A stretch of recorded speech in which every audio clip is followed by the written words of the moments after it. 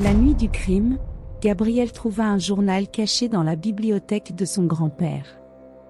Il était petit, à couverture rouge, mais ce qu'il contenait pouvait tout détruire.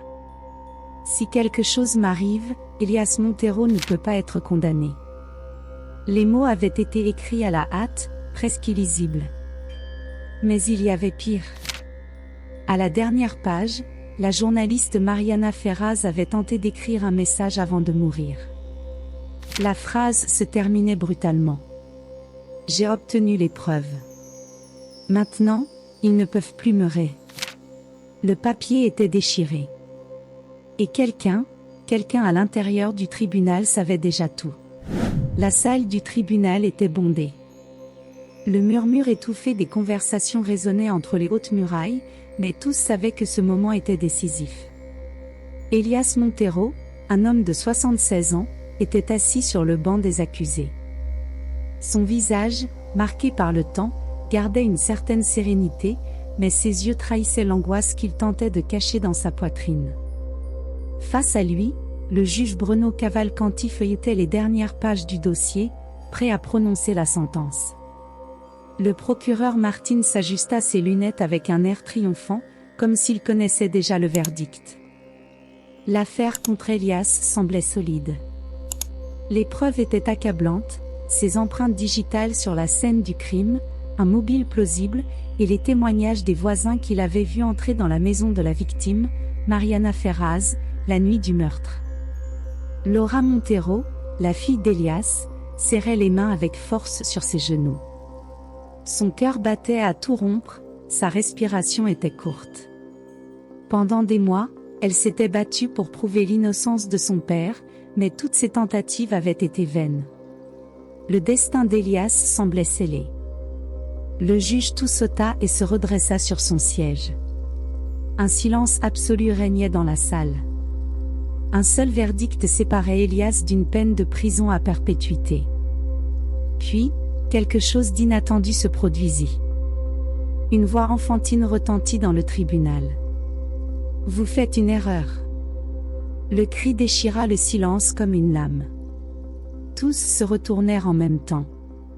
À la porte du tribunal, Gabriel, le petit-fils d'Elias, âgé de seulement 11 ans, se tenait debout, les yeux embués de larmes. Son corps tremblait, mais sa voix était ferme. « Mon grand-père n'a tué personne. Si quelqu'un est coupable, c'est moi. » L'impact fut instantané. Des murmures effrayés envahirent la salle. Le juge Cavalcanti frappa son marteau contre le bois. « Silence dans le tribunal !» ordonna-t-il. Mais la salle était loin de se calmer. Gabriel courut jusqu'au centre de l'audience, à bout de souffle, regarda directement le juge. « Je sais ce qui s'est passé cette nuit-là. Je sais qui a vraiment tué Mariana Ferraz. » Les yeux d'Elias s'écarquillèrent. Laura, prise de panique, se leva d'un bond. Le procureur Martins referma son dossier, fronçant les sourcils. Personne ne savait quoi penser. Qu'est-ce qu'un enfant de 11 ans pouvait savoir sur un crime aussi brutal? Et pourquoi se déclarait-il coupable?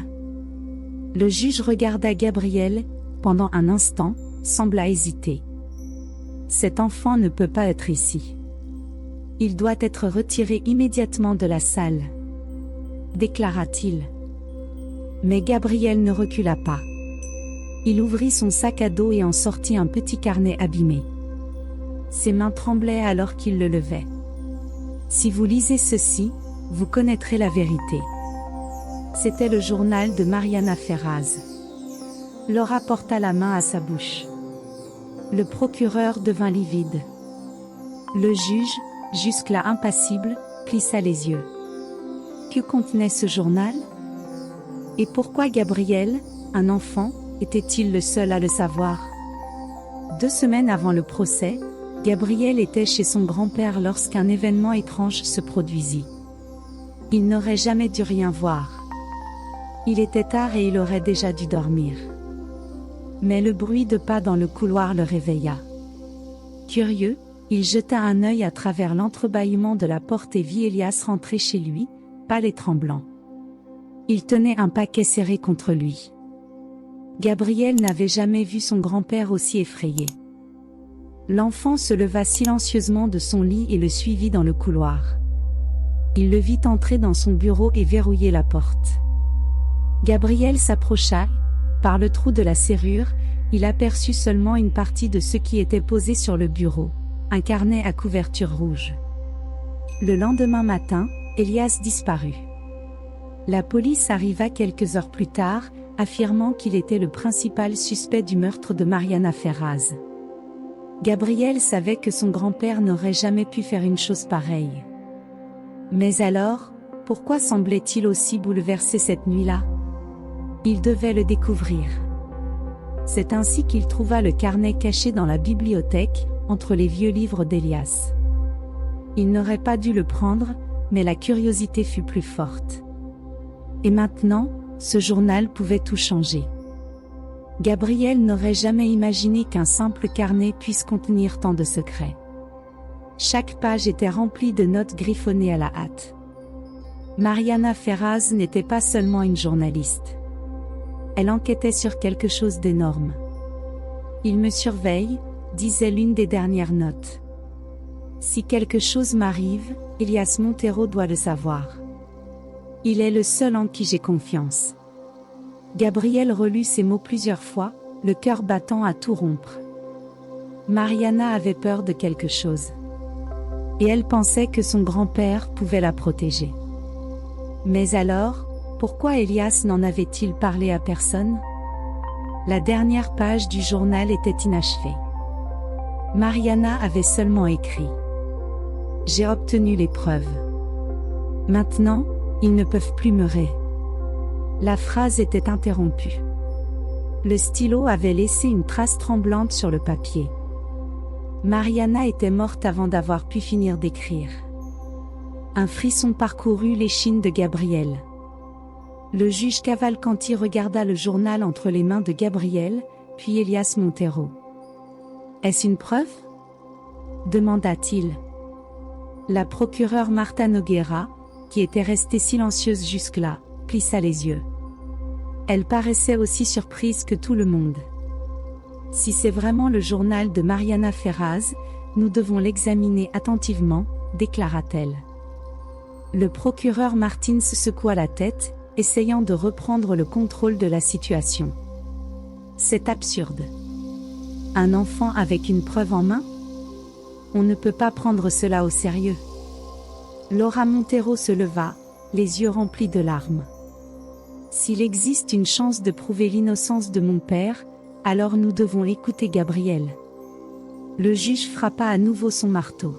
« Le tribunal est suspendu pour 24 heures. Nous allons faire examiner ce journal par les experts. » Elias Montero regarda son petit-fils, le cœur serré. Mais il y avait quelque chose qu'il était le seul à savoir. Quelque chose qu'il n'avait pas encore eu le courage de dire. Et cela pourrait tout changer. Le tribunal était suspendu, mais la tension restait palpable. Le juge Bruno Cavalcanti se leva, ajusta sa toge et regarda directement Elias Montero. Son regard était indéchiffrable. « Monsieur Montero, saviez-vous que ce journal existait ?» Elias prit une profonde inspiration. « Je savais que Mariana gardait quelque chose d'important. Mais je ne l'avais jamais vu. » Gabriel serra les poings, nerveux. « Son grand-père mentait-il ?» Le procureur Martins ne perdit pas de temps. « Votre honneur, tout ceci n'est qu'une mise en scène. Un garçon de 11 ans surgit avec un journal supposément appartenant à la victime, et tout le monde le croit sur parole, sans aucune preuve? Nous devons d'abord vérifier l'authenticité de ce document avant d'en tenir compte. » Le juge hésita. Ce journal pouvait être la clé d'un mystère bien plus grand. L'analyse légale sera réalisée immédiatement. D'ici là, personne ne quitte la ville. Sa voix était froide et définitive. Alors que les personnes commençaient à quitter la salle, Elena Duarte, l'avocate d'Elias, s'approcha de Laura et Gabriel. « Nous devons parler.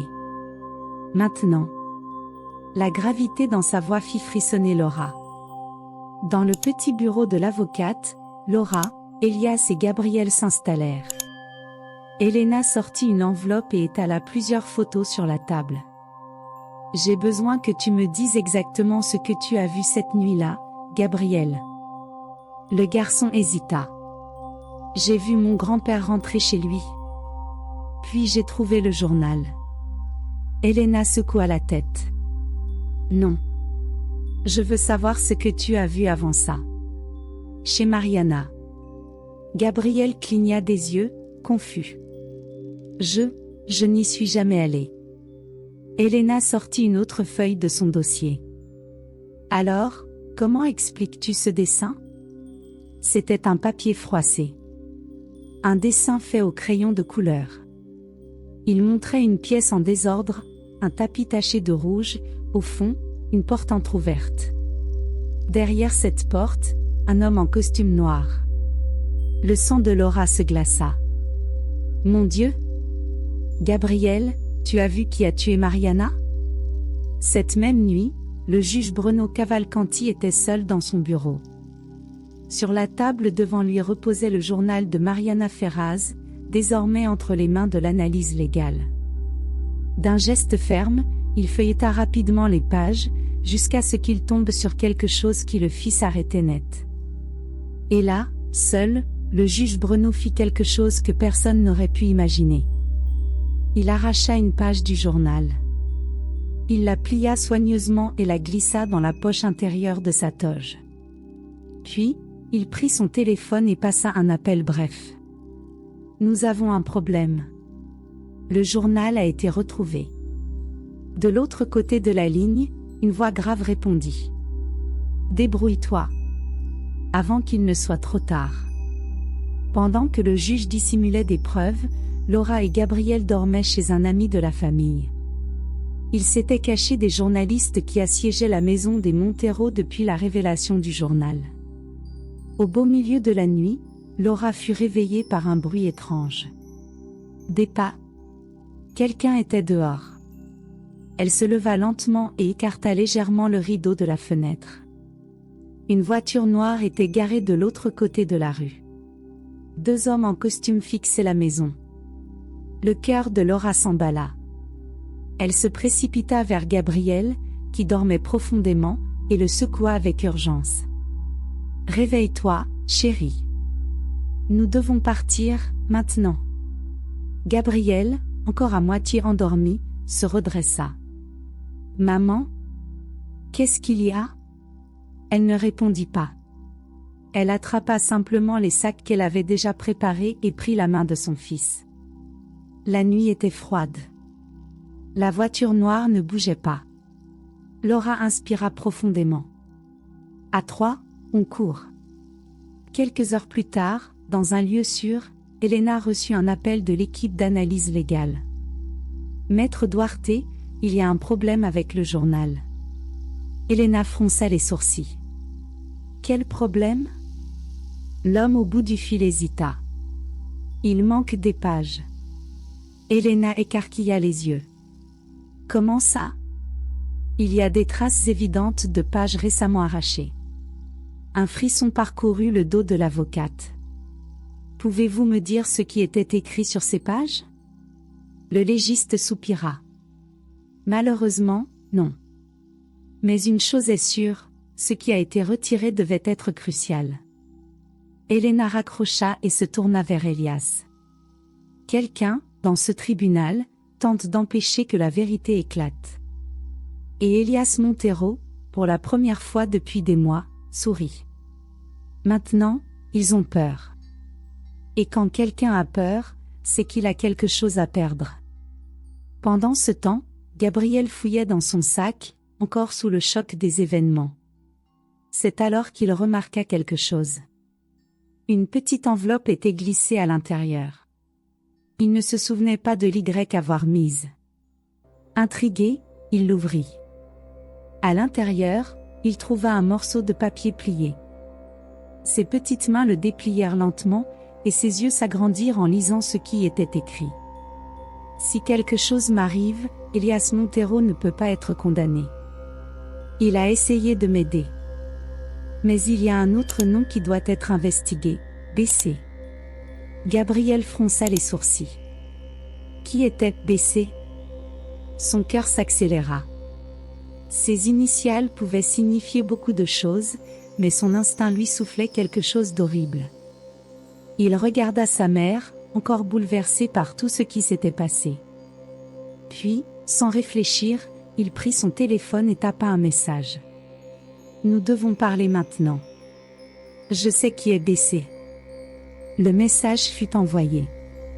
De l'autre côté de la ville, le téléphone du juge Bruno Cavalcanti vibra sur son bureau. L'homme attrapa son appareil, lut le message, et pâlit. Ce n'est pas possible. Le juge Bruno Cavalcanti serrait son téléphone avec force. Une sueur froide perlait sur sa nuque tandis que ses yeux parcouraient à nouveau l'écran. Je sais qui est BC. Les mots de Gabriel pulsaient comme une bombe prête à exploser. Il regarda autour de son bureau. La pièce était sombre, uniquement éclairée par la faible lumière de la lampe posée sur son bureau en acajou. Il prit une profonde inspiration, essayant de garder son calme. Il attrapa son téléphone et tapa rapidement une réponse. Où es-tu? Nous devons parler. Les 3 petits points indiquant une réponse apparurent, puis disparurent aussitôt. Aucune réponse ne vint. Cela signifiait 2 choses. Soit l'enfant avait peur. Soit il en savait déjà assez pour tout faire basculer. Le juge se leva et se dirigea vers le bar dans un coin du bureau. Il versa une généreuse dose de whisky dans son verre, mais ne parvint pas à le porter à ses lèvres. Son esprit était en plein chaos. Si Gabriel savait vraiment qui était BC, il était en danger. Et si Gabriel parlait, alors Bruno Cavalcanti l'était encore plus. Gabriel serrait le papier froissé dans ses petites mains. Son cœur battait à toute vitesse. BC. Qui cela pouvait-il être? Il ferma les yeux et tenta de se souvenir de tout ce qu'il avait lu dans le journal. Mariana Ferraz mentionnait des codes et des sigles. Mais celui-là semblait important. Il attrapa son carnet et commença à griffonner rapidement, essayant de retrouver la moindre piste. Puis, soudain, un déclic. BC. Il feuilleta à nouveau le journal de Mariana, cherchant un nom. Et puis, il trouva quelque chose. Un passage surligné en rouge sur l'une des pages. BC ne doit pas savoir que j'enquête là-dessus. Il a des yeux partout. Gabriel retint son souffle. Si Mariana avait peur de BC, cela signifiait qu'il était dangereux. Très dangereux. Mais, qui était-il? Laura conduisait en gardant un œil attentif sur le rétroviseur. Ils s'étaient suivis. Gabriel, baisse-toi, murmura-t-elle. Le garçon obéit sans hésiter. La voiture noire continuait à les suivre, maintenant une distance discrète, mais évidente. Laura inspira profondément. Réfléchir. Elle devait réfléchir. Si elle s'arrêtait à un feu rouge, il pourrait les atteindre. Si elle essayait de les semer, cela pourrait attirer encore plus l'attention. Alors, elle prit une décision. Elle tourna brusquement à droite, empruntant une rue déserte. La voiture noire fit de même. Laura accéléra. L'autre voiture accéléra aussi. Il n'y avait plus aucun doute. Ils étaient traqués. Elias Montero était assis dans sa cellule glaciale, les mains croisées sur les genoux. La porte s'ouvrit. C'était Elena Duarte. Elle entra précipitamment et referma la porte derrière elle. Le juge Cavalcanti a volé une page du journal de Mariana. Le regard d'Elias s'assombrit. Je le savais. Elena plissa les yeux. Vous le saviez? Qu'est-ce que ça veut dire, Elias? Que ne me dites-vous pas? Le vieil homme soupira et ferma les yeux. Je sais qui est BC. Elena se figea. Et pourquoi ne l'avez-vous jamais dit? Elias ouvrit lentement les yeux, sa voix n'étant plus qu'un murmure. Parce que si je parlais, je serais mort.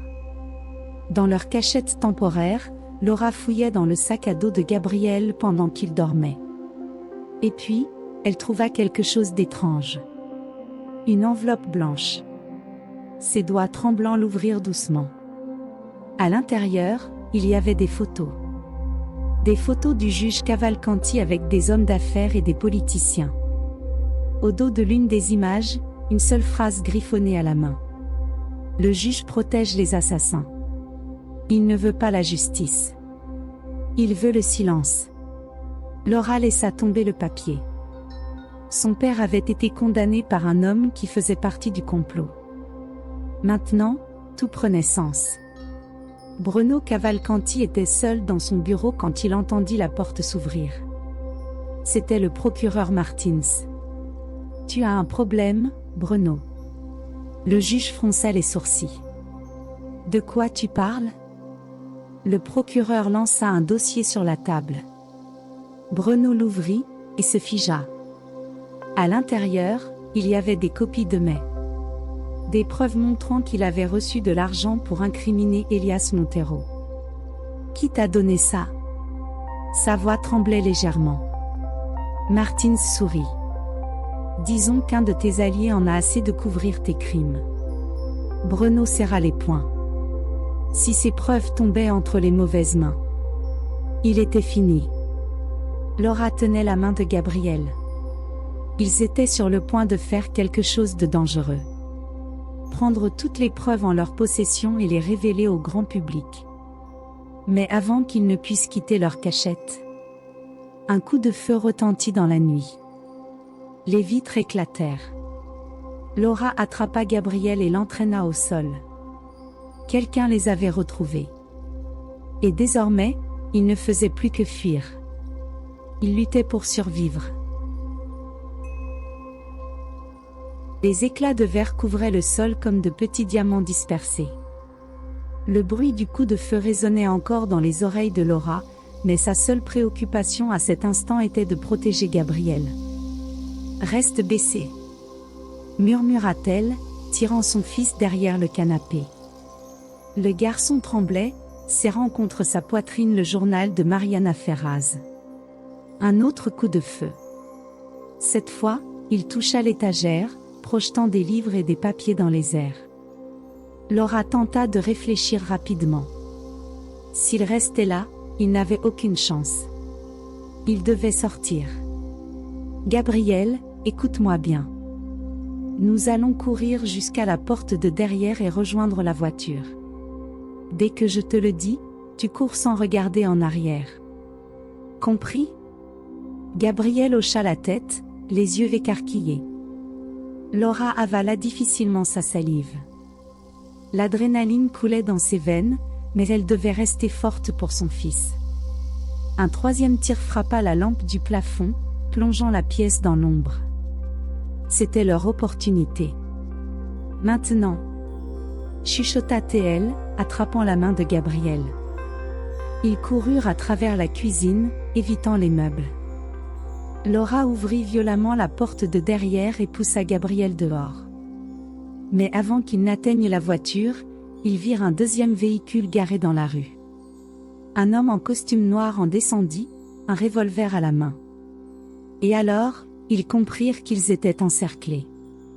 Laura tira Gabriel derrière une poubelle en évaluant la situation. Deux hommes de l'autre côté de la rue, un tireur toujours à l'intérieur de la maison. Il ne pouvait pas retourner en arrière. Puis, un grondement de moteur retentit. Une voiture bleue foncée apparut au coin de la rue, et sans hésiter, fonça à toute vitesse. Les hommes en costume se tournèrent vers le véhicule, mais avant qu'ils ne puissent réagir, la voiture pila à côté de Laura. « Montez !» ordonna une voix. Laura n'hésita pas.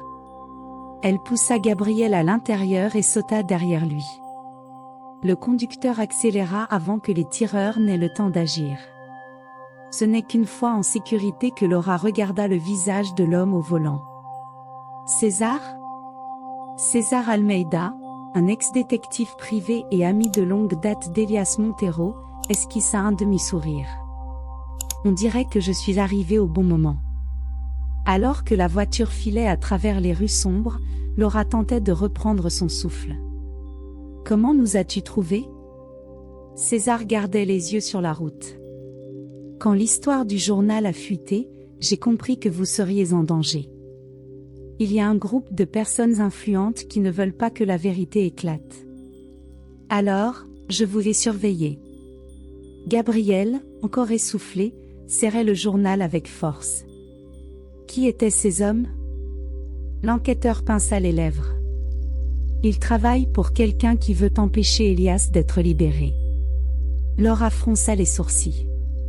Tu veux dire qu'ils ne travaillent pas pour le juge Cavalcanti ? César secoua la tête. Cavalcanti est impliqué, oui.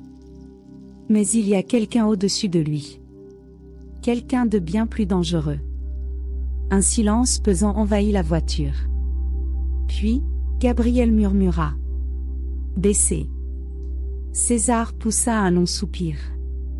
Exactement. Pendant que Laura et Gabriel fuyaient, le juge Bruno Cavalcanti était enfermé dans son bureau, les yeux rivés sur les preuves contre lui. Chaque document, chaque photo, tout prouvait sa corruption. Mais quelque chose l'inquiétait encore plus. Quelqu'un agissait dans l'ombre. Il n'était pas le chef. Il n'était qu'un pion. Et maintenant, le vrai maître du jeu commençait à perdre patience. Le téléphone sonna. Aucun numéro affiché. Bruno décrocha avec des mains tremblantes. Je t'avais dit de ne pas faire d'erreur. La voix à l'autre bout était froide, posée. Je peux encore arranger ça. Balbutia Bruno. Un rire glacé lui répondit. Tu as dépassé tes limites. Maintenant, laisse-moi m'en occuper. La ligne coupa. Et Bruno comprit que désormais, il ne cherchait plus seulement à cacher ses crimes. Il devait se battre pour survivre. César conduisit Laura et Gabriel dans un endroit reculé, une cabane isolée en périphérie de la ville. Ici, vous serez en sécurité pour l'instant, assura-t-il. Mais Laura n'était pas convaincue. On ne peut pas juste se cacher. Mon père est toujours en prison. César la regarda, sérieux. Je sais. Mais si vous essayez de révéler la vérité maintenant, ils vous tueront avant que vous n'atteigniez le tribunal. Gabriel tira sur la manche de sa mère. Et si ce n'était pas nous ? Laura fronça les sourcils. Qu'est-ce que tu veux dire, mon chéri ? Le garçon ouvrit le journal et pointa la dernière note de Mariana. Si quelque chose m'arrive, Elias Montero doit savoir. Gabriel leva ses grands yeux brillants vers César. Ça veut dire que quelqu'un d'autre connaît la vérité. Cette nuit-là, pendant que Gabriel dormait, Laura et César discutaient de leurs prochains pas. Il nous faut quelqu'un de fiable pour remettre ses preuves au tribunal, déclara Laura. César croisa les bras. Et qui pourrait faire ça ? Laura fixa le journal, pensive.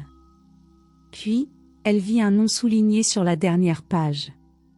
Daniel Vasconcelos. Son cœur s'emballa. Le journaliste. César écarquilla les yeux. Tu penses qu'il peut nous aider ? Laura hocha la tête. Si Mariana lui faisait confiance, il est peut-être notre seule chance. Le lendemain matin, Laura tenta de contacter Daniel Vasconcelos. Mais le téléphone sonnait dans le vide. Elle essaya encore. Rien. Puis, César reçut une notification sur son téléphone. Il ouvrit un site d'actualité et devint livide. Le journaliste d'investigation Daniel Vasconcelos retrouvé mort dans son appartement. Le choc traversa Laura comme une décharge électrique. Gabriel s'approcha, remarquant l'expression terrifiée de sa mère. « Qu'est-ce qu'il y a ?» Laura sentit un nœud se former dans sa gorge. Elle serra les poings. « Ils nous ont devancés. »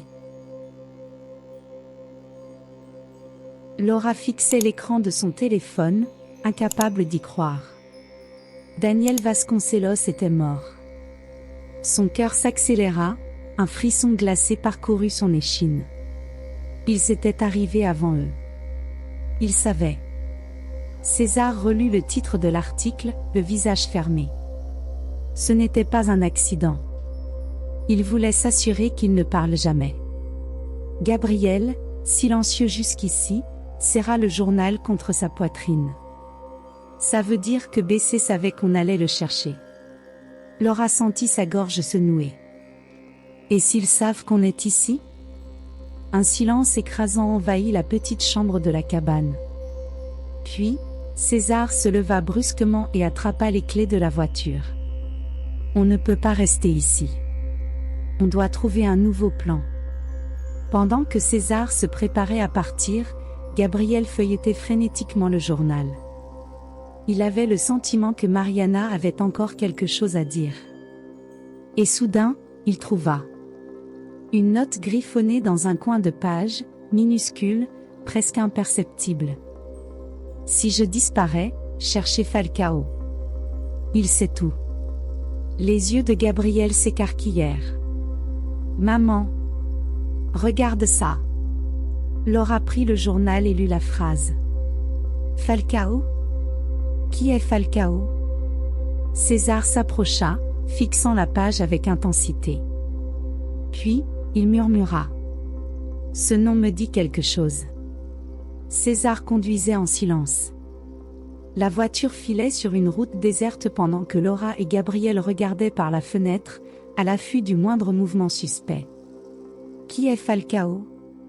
Demanda Laura. L'ancien détective inspira profondément. Un informateur.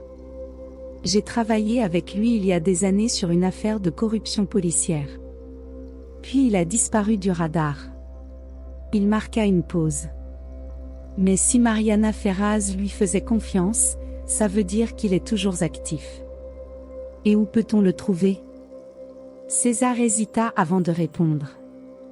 S'il est encore en vie, il est à la Nouvelle-Orléans. Laura ferma les yeux un instant. La Nouvelle-Orléans. Un nouveau danger. Une nouvelle lueur d'espoir. Mais une question ne quittait pas son esprit. Si Falcao sait tout, pourquoi est-il toujours en vie? Pendant que Laura et Gabriel fuyaient vers la Nouvelle-Orléans, le juge Bruno Cavalcanti fixait son téléphone avec des mains tremblantes. Il savait qu'il était dans la ligne de mire de BC. S'il n'agissait pas rapidement, il serait le prochain à disparaître. Il attrapa son téléphone et fit le seul appel qui pouvait encore le sauver. Allô, Martins? Il faut qu'on parle. À l'autre bout de la ligne, le procureur hésita. De quoi? J'ai des informations qui peuvent faire tomber BC. Mais j'ai besoin de garanties. Un silence pesant suivit. Puis, Martins répondit. On se voit demain. Mais si c'est un piège, tu seras le prochain.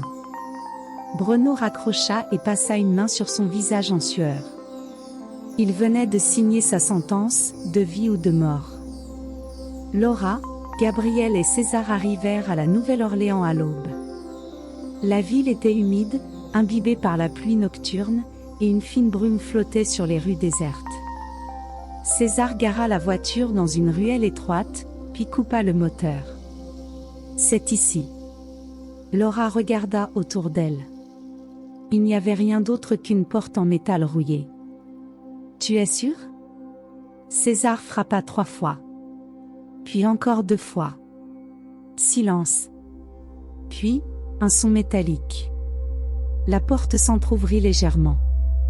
Un regard noir scruta l'obscurité. Vous avez amené des ennuis. La voix était grave, rauque. Et toi, tu as les réponses. Répliqua César. La porte s'ouvrit entièrement. Et là, face à eux, se tenait Falcao. À l'intérieur du repère de Falcao, une forte odeur de tabac imprégnait l'air. L'homme les observait attentivement, comme s'il les analysait. Mariana Ferraz te faisait confiance. dit Laura. Falcao éclata de rire, un rire amer. Et c'est ce qui l'a tué. Un silence pesant s'abattit sur la pièce. Gabriel serra le journal entre ses mains. Qu'est-ce que tu sais? Falcao planta son regard dans le sien. Si vous êtes arrivé jusqu'à moi, ça veut dire que vous êtes déjà mort. Un frisson parcourut Laura. BC sait déjà qu'on est ici? Falcao hocha lentement la tête. Et il arrive. Falcao les guida à travers un tunnel souterrain. C'est la seule sortie sûre. Si on reste ici, on ne survivra pas jusqu'à l'aube. Mais avant qu'ils ne puissent bouger, un crissement de pneus retentit au-dessus d'eux. Des lumières rouges et bleues inondèrent la salle. Ils nous ont retrouvés, grogna César. Laura attrapa Gabriel et courut derrière Falcao, tandis que le bruit des coups de feu résonnait dans la nuit. Les coups de feu résonnaient à travers la planque de Falcao comme des tonnerres par une nuit sans lune. Le bruit était assourdissant. Laura tira Gabriel derrière une pile de vieilles caisses, le protégeant de son propre corps. César s'accroupit à leur côté, le regard dur. Ils sont arrivés plus vite que prévu, murmura Falcao, fixant la porte, qui commençait à être forcée de l'extérieur. On doit partir maintenant, chuchota Laura. Falcao montra une trappe au sol. Ce tunnel mène à un immeuble abandonné, 3 rues plus loin. Si on y arrive, on pourra s'échapper. Et toi? Demanda Gabriel, les yeux grands ouverts. Falcao sortit un pistolet de sa veste et esquissa un demi-sourire. Je m'occupe de ça. Laura hésita. Pouvait-elle lui faire confiance? Mais avant qu'elle ne puisse décider, la porte explosa sous un violent coup de bélier. Des hommes en costume noir envahirent la pièce. Courez! Cria Falcao, ouvrant le feu. Laura attrapa Gabriel et sauta dans le tunnel, suivie de près par César. L'obscurité les engloutit. L'odeur de moisi était étouffante. Laura courait à travers le tunnel étroit, sentant Gabriel trembler contre elle. César ouvrait la voie avec une lampe torche faiblissante. « On est loin de la sortie ?» demanda Laura, essoufflée. « On doit être proche. » répondit César. Derrière eux, des bruits de pas précipités résonnaient. Ils étaient poursuivis. Gabriel trébucha sur une pierre et tomba. « Mon fils !» Laura s'agenouilla pour l'aider. César revint immédiatement en arrière et les releva d'un geste rapide. « On n'a pas le temps. » C'est alors qu'une voix résonna dans le tunnel. « Vous croyez vraiment pouvoir fuir ?» Laura se figea. Cette voix? Elle se retourna lentement. Et, de l'autre côté du tunnel, elle vit une silhouette. BC était là. L'homme fit un pas en avant, la lumière faible éclairant son visage. Laura retint son souffle. Elle le connaissait. Non, sa voix se brisa. Gabriel serra la main de sa mère, sentant sa peur. César fronça les sourcils, essayant de comprendre. BC sourit. Surprise, Laura? Un nœud se forma dans sa gorge. L'homme face à elle, c'était le procureur Martins. Martins s'avança, les mains dans les poches de son costume. J'ai toujours pensé que tu étais maligne, Laura. Mais tu as mis trop de temps à me trouver. Laura ressentit un mélange de rage et de terreur. Tu as tout orchestré. Tu as piégé mon père. Tu as tué Mariana. Martins émit un ricanement sec. J'ai juste fait ce qu'il fallait. Mariana a fouillé là où elle n'aurait pas dû. Ton père? Un dommage collatéral. Gabriel se colla contre sa mère. Et maintenant? Tu vas nous tuer aussi? Grogna César. Martins sortit un pistolet de son veston. Non. Pas encore. Il leva son arme. D'abord, vous allez me donner le journal. Laura serra Gabriel contre elle. Jamais on ne te le donnera. Martins soupira, comme s'il attendait cette réponse. Dommage. Il leva son arme. Mais Gabriel fit alors quelque chose d'inattendu. Il sortit le journal de son sac, et le déchira en deux.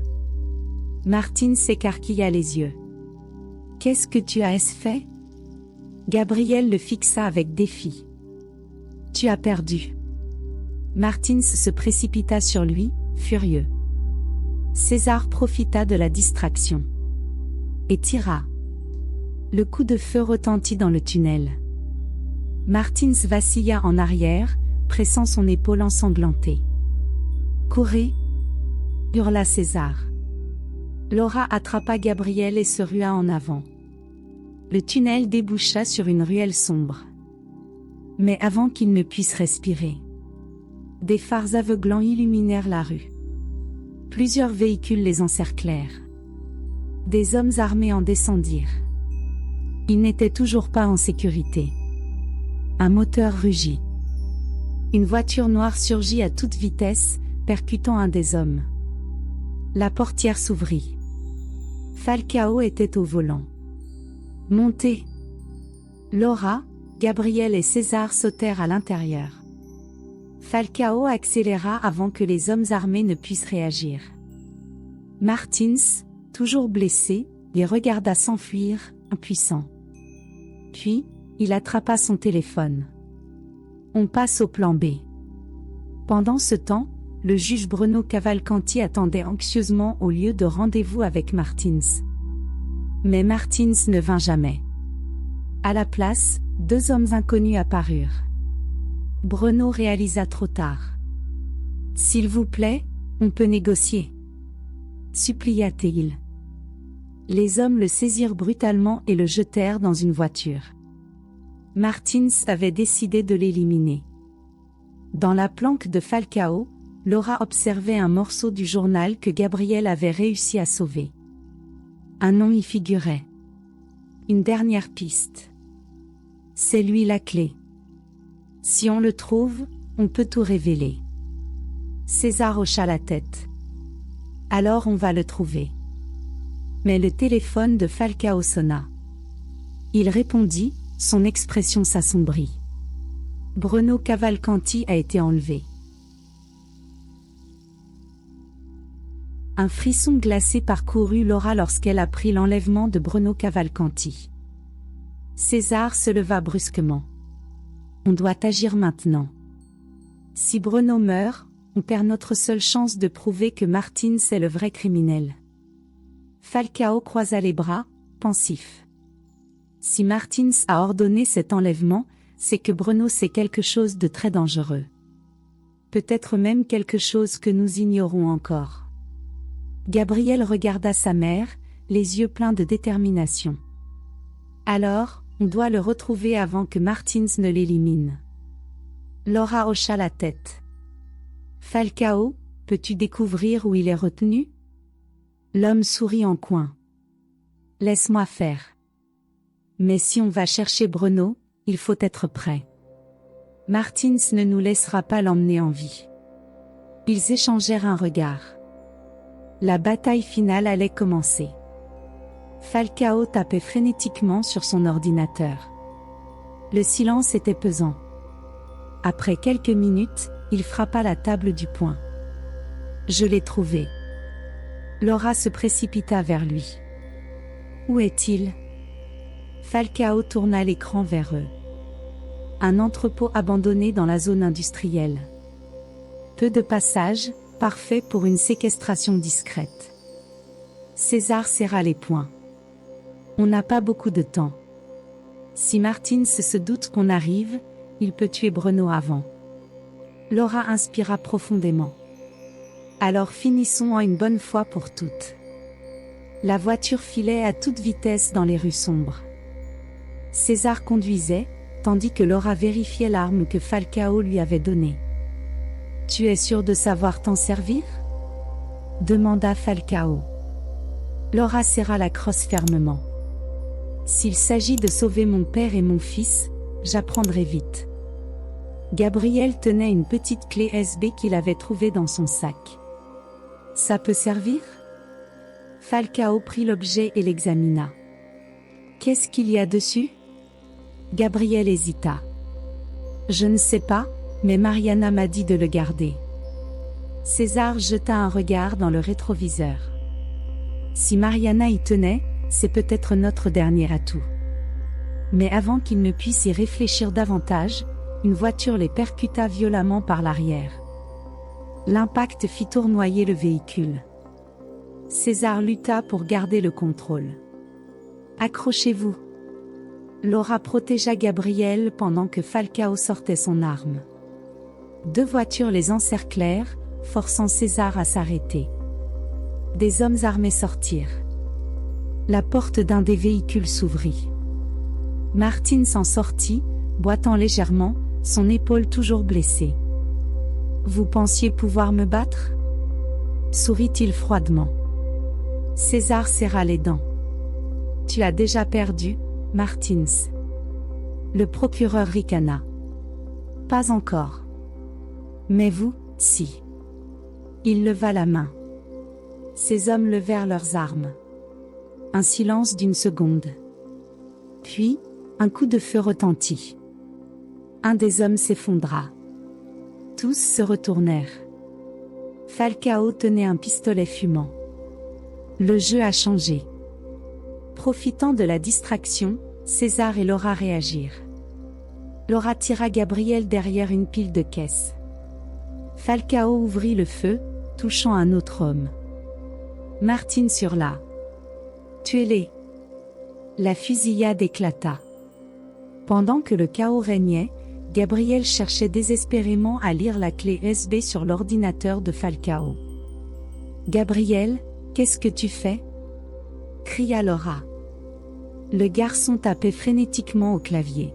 « Si Mariana m'a confié ça, c'est que c'est important. » L'écran clignota. Une vidéo se lança.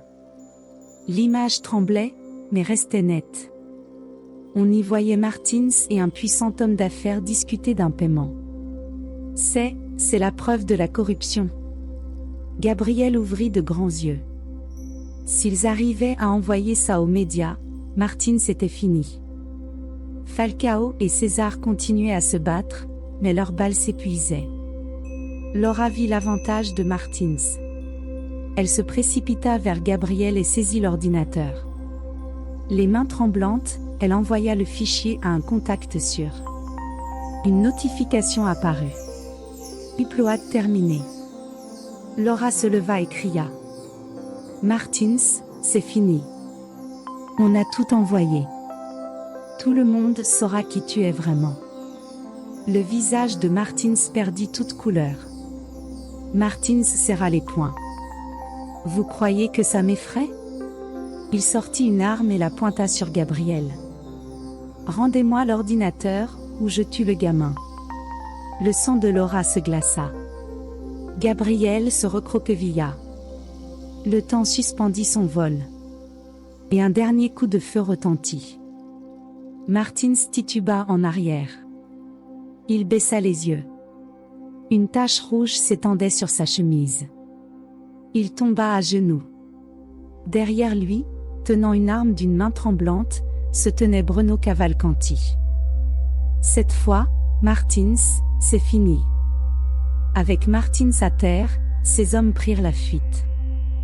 La police arriva peu après. La vidéo de Gabriel s'était déjà propagée sur les médias. Elias Montero fut innocenté. Laura serra son père et son fils dans ses bras. Ils étaient enfin libres. Mais tandis qu'elle regardait Martins être emmené, elle sentit un doute l'envahir. Tout était-il vraiment terminé ?